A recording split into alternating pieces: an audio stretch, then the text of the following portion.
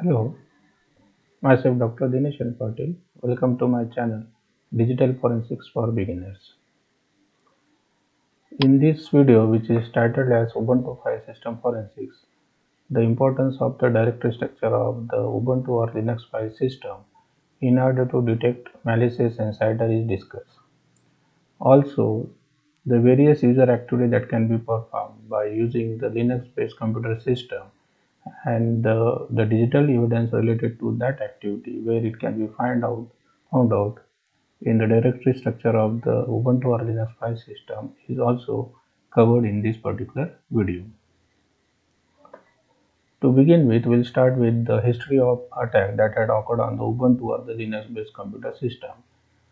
So even though the Linux based computer system are not that much widely used at the household, but they are being used at the industry level. So unlike the Windows, which is more prone to the attack, okay, so from the attacker, similarly the Linux based computer system are also attacked by the attacker. So there are mainly two kinds of attack that can happen, one which can be caused by the external attacker or by the malicious insider. So the Linux systems are attacked by the external attacker by using the malware. So the attacker, they installed some kind of a malware or malicious software on the particular Linux based computer system in order to either way to steal the information or to cause the damage to that particular computer system. The malicious insider are those people who works inside an organization and they side with some external attacker. The purpose of that particular malicious insider may be to take some revenge if they are having some grudge against a particular organization. That grudge may be for any particular reason. So these particular people, they side with the external attacker and they steal some sensitive information or cause some damage to the information in that particular computer system. So the Linux-based web server are being constantly attacked by the attacker. So it has been said that the 70% of the malware which are downloaded by hackers to the honeypots is infected with the Linux or RSTP backdoor viruses. So these particular Linux or RSTP backdoor viruses, they turns a particular web server into a host for causing the botnet kind of a attack. So in the year 2013, at the Sophos Lab, an average of 16,000 to 24,000 websites were compromised in a single day. So you can understand that means that particular attack on the Ubuntu or the Linux file system is more prominent. Latest example of the malicious software is a Drover, which is a particular toolkit which can be used for causing a different kind of attacks on the Linux-based computer system. So we'll discuss about the Ubuntu file system. So as in this particular video, the purpose of this particular video is to discuss about how the particular directory structure of the Linux or the Ubuntu file system can be used in order to detect the malicious insider. So the Ubuntu uses the Linux file system, which is Ubuntu uses the ext4 as its default file system, and ext4 is an evolution of the ext3 file system. So before the ext3 there was ext2 and the ext. So the particular table summarizes how the particular the evolution of the Linux file system has occurred throughout the period. The ext file system was introduced in the year 1992. It was having the virtual file system concept, but there was a limitation that there was no timestamp associated with the files. Okay, and ext2 was later on introduced in the year 1993 and it has added the file compression. So that means a particular file can be compressed. So that feature was being introduced in the ext2 file system, but it was not having the journaling features. That particular limitation was overcome by the ext3 file system, which was introduced in the year 1999. They had added the journaling features and also the online file system concept were used. The limitation was also there in that the dynamic allocation of the inodes and the block suballocation were missing in their particular ext3 file system. Later on in the year 2006, the ext4 file system was introduced, which was having extent-based storage and the backward compatibility with the ext2 and the ext3 file system. So that means the ext4 and the ext2, that means ext4 was supporting the ext2 and the ext3 file system, but it was having the limitation that it was not overwriting the file after deletion. That's certainly what were the features, that is the problem with this particular file system, that ext4, is that if a particular file is deleted, so that particular file is not overwritten. Okay, so it will remain there, okay, on the hard disk. So that will cause the security problem, because some person may try to access that particular or recover the deleted files. Now we'll discuss about how the internal structure of the ext file system is there. EXTEX, so this particular term is coined for the ext2 and the ext3 file system. The hard disk generally works in terms of sectors. That means the operating, in order to work with some information, the hard disk uses the sectors, which is of 512 bit, 512 byte block size. So the EXTX uses this particular sector as a block. That is the term that is being used in the EXTX file system. EXTX means ext2 or the ext3, also ext4. So that term is a block size, and EXTX uses the multiple blocks. So the size, that means it can have multiple blocks, which is the operating. That means in order to work with certain information, the EXTX file system uses multiple blocks, which particular blocks is a sector which can be of 512 byte size.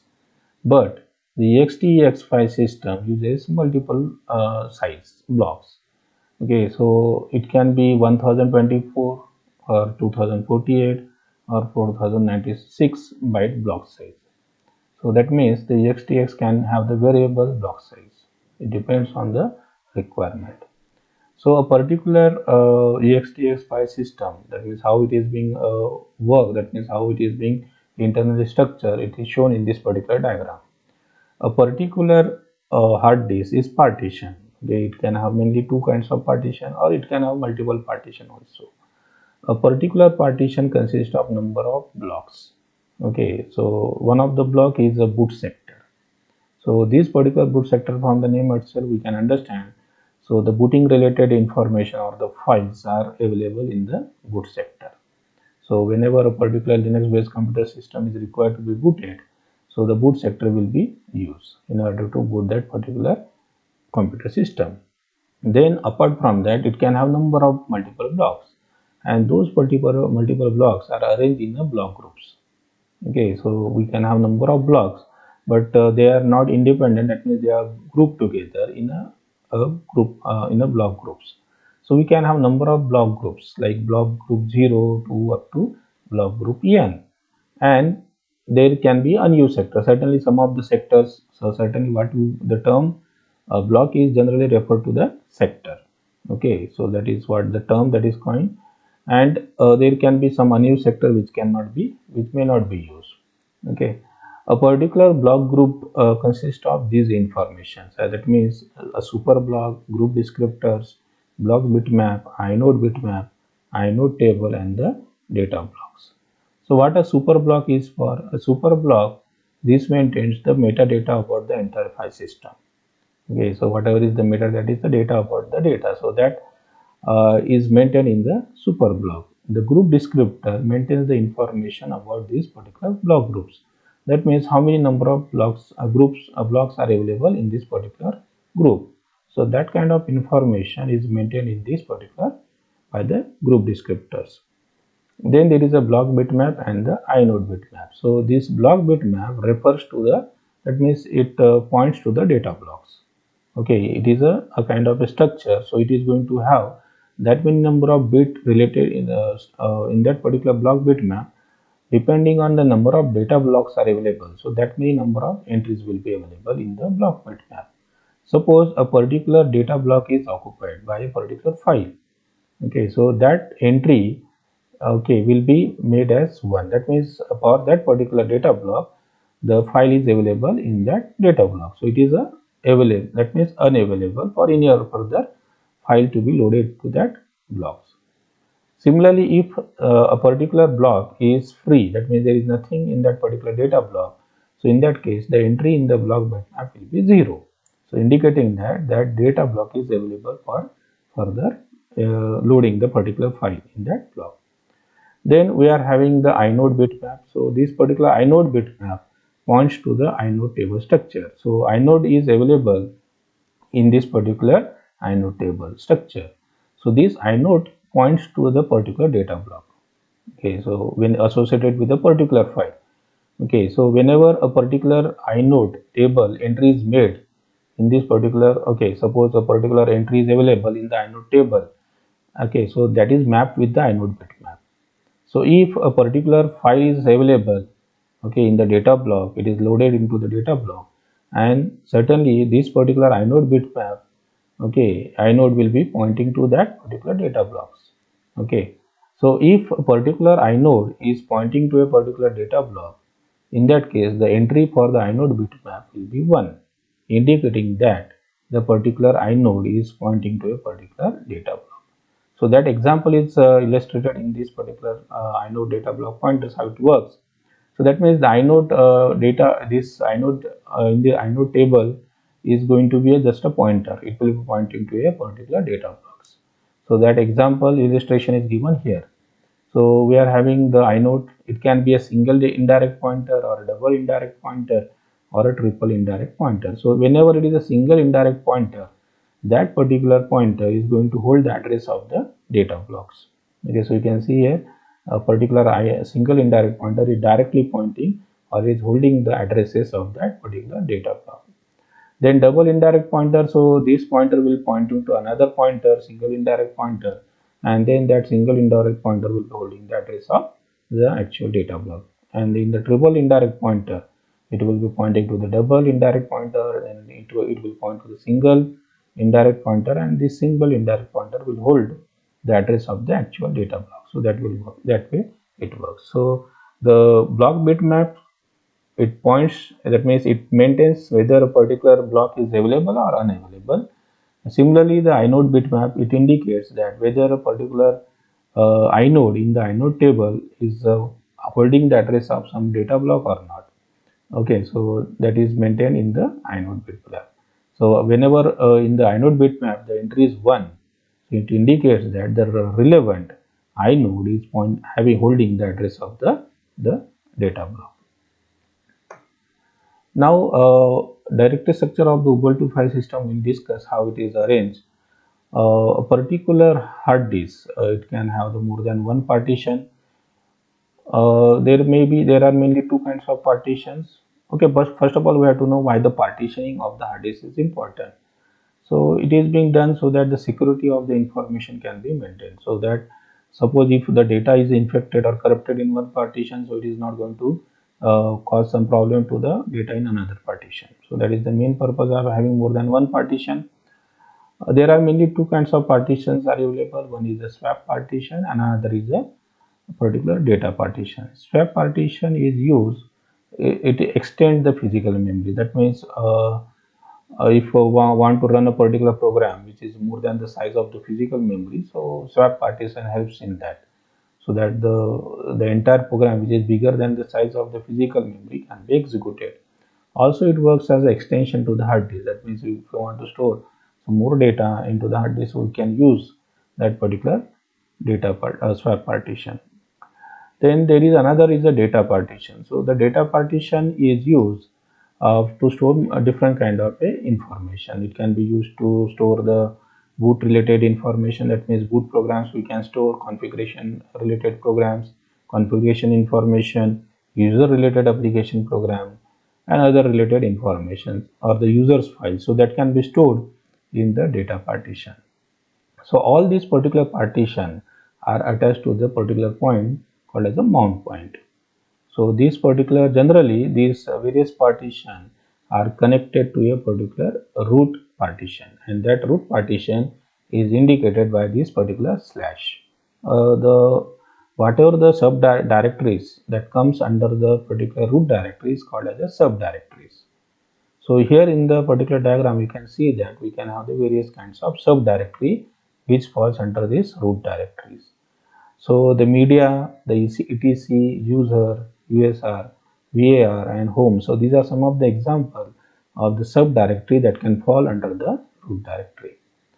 So the media directory, it is a work as a bound point for the media to be attacked. Like if you have connected some CD-ROM or you have plugged some USB device, so those particular devices are mounted in the particular media directories. So that means we can get the details about what kind of devices were connected in this particular media directory. ETC, this is a particular system-wide configuration details. That means whatever the system-related information or the files we can get from the configuration-related information. So we can get from this ETC directory, subdirectories. USR. So this particular directory, subdirectory consists of the information about the most program files. Like if you are having a bin, so under the USR we can have the subdirectory like a bin and lib. So the bin, it maintains the information about the user, the program which are used by the system or user. That means it maintains the information about all the programs, like a user program or the system program or system related information. So those information, these kinds of programs are being used, or certainly it is also going to use the system administration program. Okay, not in the bin directory, subdirectory, we are not going to maintain only the user program, the application program or the system program or whatever the program that are required by the system administrator. Also those programs are made available in the, available in the bin directory. So you can, if you go there, you can find out all the application program, system program and the system administration related programs. And then lib directory or the lib subdirectory, it maintains the library files whichever are being used, okay, for your application program to run. So they are maintained there. Then we are having another subdirectory under the root directory, that is var, and under the var we are having a log file subdirectory. This particular log file maintains the log for the various application program. So under the log we can find out one of the file like a syslog.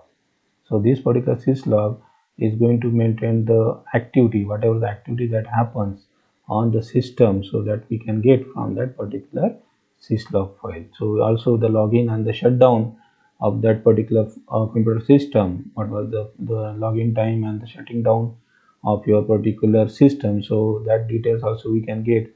But in between that, whatever happen onto that particular computer system, also we can get that information from the syslog file. So that syslog file we can open at the terminal by using the cat command. So we have to use the cat command and then along give the name of that syslog file. It will open, okay, and then we can see whatever had happened, what are the activity that had happened onto that system. Then another subdirectory is the home directory. So what are the user related files? Okay, so what are the user files that have been created, so that are available under the home directory. Like here we can see that Siddha is one of the subdirectory that is created under the home subdirectory, and under that we can have another subdirectory like pictures, document and the music. So the relevant documents like files we can maintain in this particular directories. Now the main focus is about the user activity that can be formed from whatever the activity that have been performed by the user on the system. So what are the list of the users activity that we can detect from the directory structure of the Ubuntu or the Linux file system.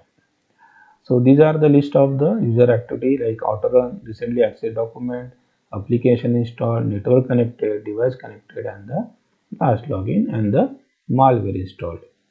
Autorun means, that means the program which are automatically executed by the computer system whenever your computer start. Okay, so like so those programs are automatically executed by the computer system. So where we can find out these autorun programs? In certainly those particular programs can be found out onto the directory structure of the Linux file system.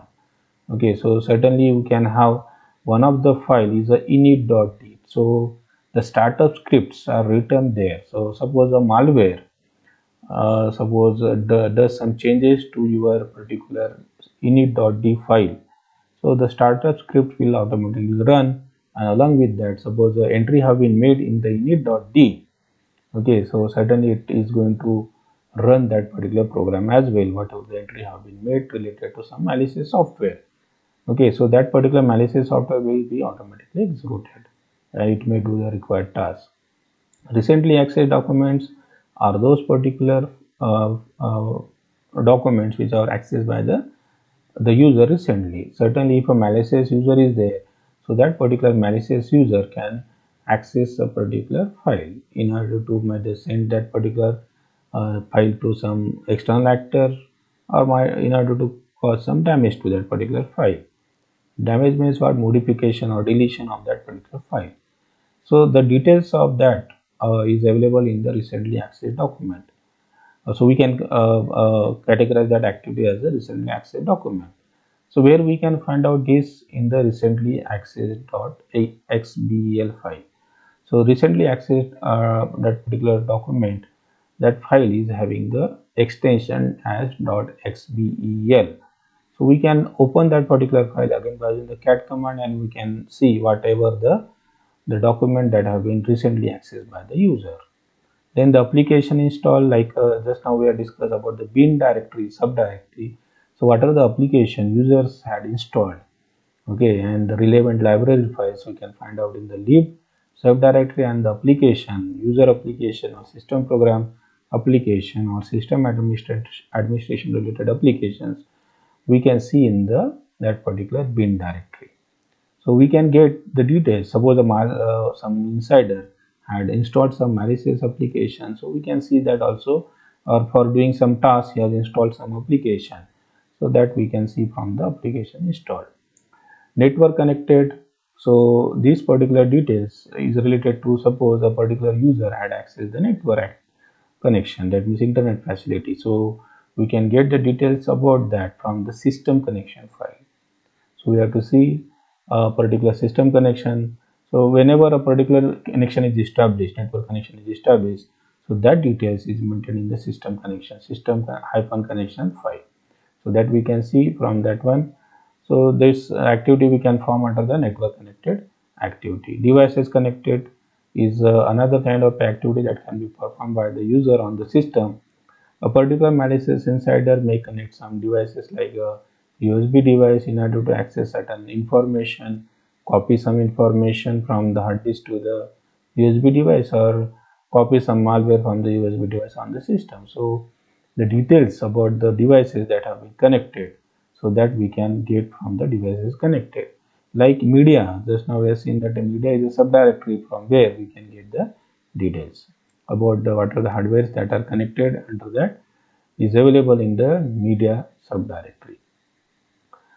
Then the last login. So last login, this particular information we can get from the particular the syslog file that is available in the var subdirectory. Under the var subdirectory we are having the log subdirectory. Under the log subdirectory we can have the syslog file, and that syslog file provides the detail about the activity, like the login time and the shutdown time. So certainly the last login helps in order to know who has performed the last login on that system. So certainly we can detect that who was the culprit who has performed some malicious activity on the system. And then the malware installed. So certainly the malware installed means malicious software can be installed on the system. Like just now I said that the init.d, similarly there is rc.d. In the rc.d, that means whenever a particular computer system boot, so the relevant info files which are required to be executed at the time of the booting are available in that particular rc.d directory. Suppose some changes have been caused by the malicious insider into that rc.d directory set, that means by installing some malware, so that particular malicious software also gets executed at the time of the booting, and it may cause some damage. Maybe it may encrypt the entire hard disk, or some any other malicious task it can perform. So these are the various list of the user activity that can be performed by the user on the system. Now we'll see where these particular informations are available. Just now I said that the autorun program. So the autorun program is available in this rc.d directory /etc/rc.d directory.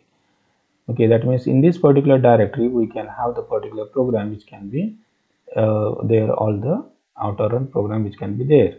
That means at the time of the booting, that particular program will get automatically run. Similarly, init.d, this particular program can also have the particular programs which can be there, which can be executed automatically. That means these are the in the init.directory we are maintaining the particular startup scripts. That means the particular script which are required to be executed at the startup. So those are available in this init.d. So the auto run program can be installed either way in the rc.d directory or in the init.directory, so that they can be executed automatically. Then recently accessed document, we can have the recently used .exe xbl file. So this is available in this share subdirectory, which is available under the local. So certainly slash above this means we are having the root directory. So we see just now is in the directory structure of the Linux or Ubuntu file system. At the top we are having the root directory. Under that we can have the various kinds of subdirect like a ect, local, user, okay, /d, okay. So various files, the subdirectories we can have.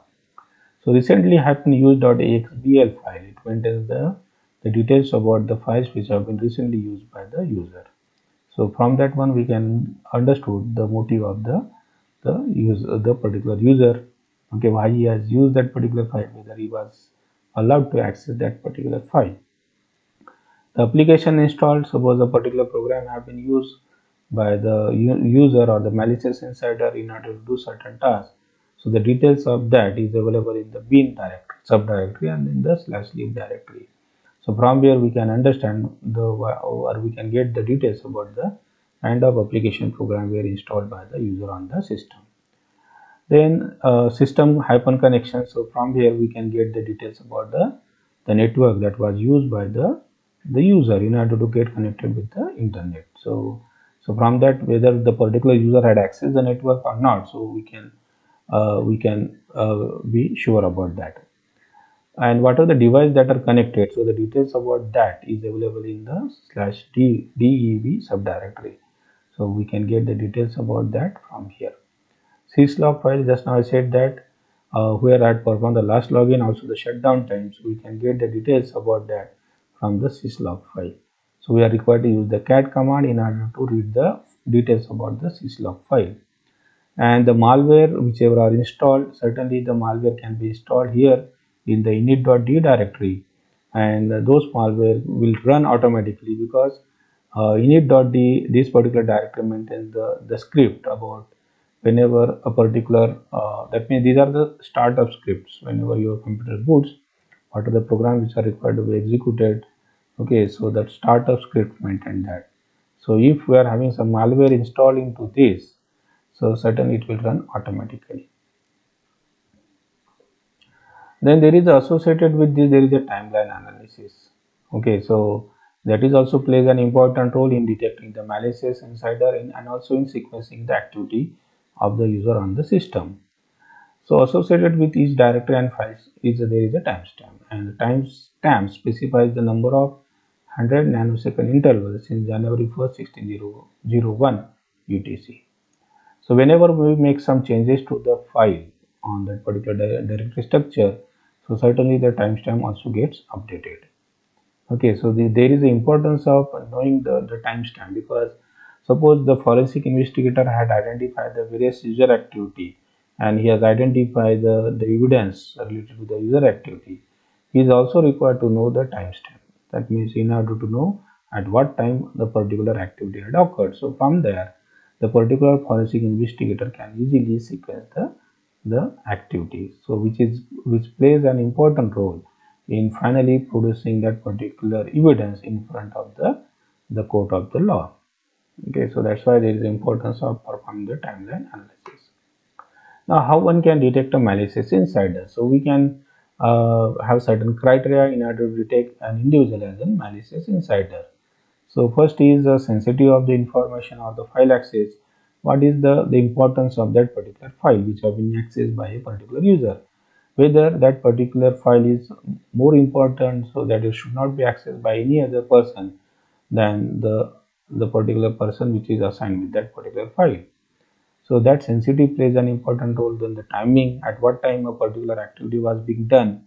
So if a particular activity was being done during the office working hours or during the office working hours, why the particular activity was being done whenever the office was not running or not working. So certainly that is also one of the criteria. Logging details whether a particular person has logged in on a particular system which he or she was not supposed to access. So that is also the important thing. Also another thing is at what time logging activity was being performed is timing. Okay, that means during the non-working hours, suppose the logging activity have been performed. So certainly that is something suspicious. Why a particular individual is trying to access a system at a non-working hours? That is also create a suspicion about an individual and the access privileges to a system. Suppose a particular individual is trying to access or has access a system which he is not supposed to access. So that is also the a particular condition or the criteria which can use to detect an individual as a malicious insider.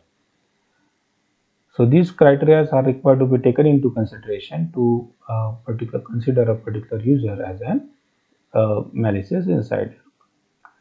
Now there are certainly some tools are available which are related to accessing some information from the Linux or Ubuntu file system. The sleuth kit or TSK, that is a particular tool which is used to recover the deleted files. So it is a command line tool. Autopsy is a particular tool which is GUI based, and when GUI facility has been provided, is a being a widely used tool for different purposes, but it is also having the application for recovering some deleted file from the Linux or the Ubuntu file system. The scalpel, that means this autopsy is that means what the task that the sleuthkit TSK performs, same task is being performed, but it is provided the GUI. Autopsy has been provided with the GUI. The Scalpel is the open source software. It is also recover the data from the hard disk, and DEPT, that is a digital evidence forensic toolkits. Also, it recovers the data and it can perform the hashing, okay, of the information that is there on the hard disk. So DEPT works with the DAR, that is a digital advanced response toolkit, and it provides a lots of that means forensic software. CAIN, that is a computer aided investigative environment. Again, it is a forensic toolkit, that means it comes with a number of forensic software. It also provides the facility to recover the information. INX is an application program which displays device information and generate the report to that. History is the command which provide the information about the command history. That means what kind of commands were executed by a particular user on the system. So that have been created. That means we can recover from the history. Also, as part of working with this particular Linux or Ubuntu file system, myself have created a particular Ubuntu forensic tool which can be useful in to recover the related information to the user's activity that I discussed. So it can give the information about what are the activity that have been performed by the user on the system. So it extracts directly the information from the directory structure of the Linux or the Ubuntu file system. So that can be performed by the Ubuntu forensic tool. So thanks for watching the video. In order to get the notification for the future videos, please subscribe to the channel. Thanks.